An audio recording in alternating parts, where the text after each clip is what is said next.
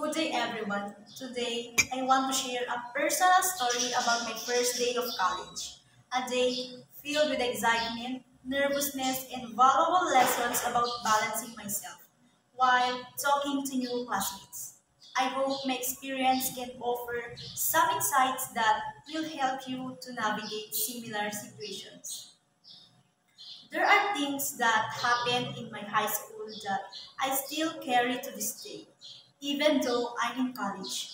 That's the experience of being laughed at, ridiculed, just because of something that was my weakness then, which is still my weakness to this day. I vividly remember my first day in college.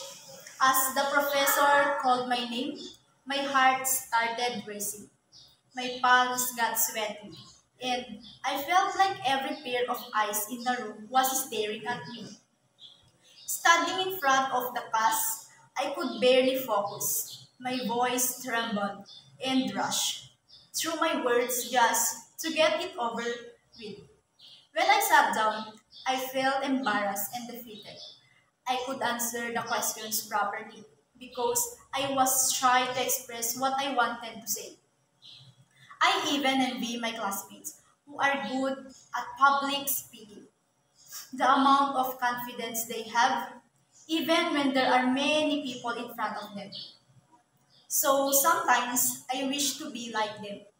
An experience that was both challenging and rewarding, especially as someone who has always been shy. My journey taught me valuable lessons about overcoming fear, stepping out of my comfort zone, and finding my voice. One of our teachers said, "Don't be shy to make a mistake in front of many people. Bring out the things you want to say. If you're shy like I was, remember that you're not alone and that growth happens when you take small steps forward each day. Don't let fear hold you back from sharing your ideas because your voice matters."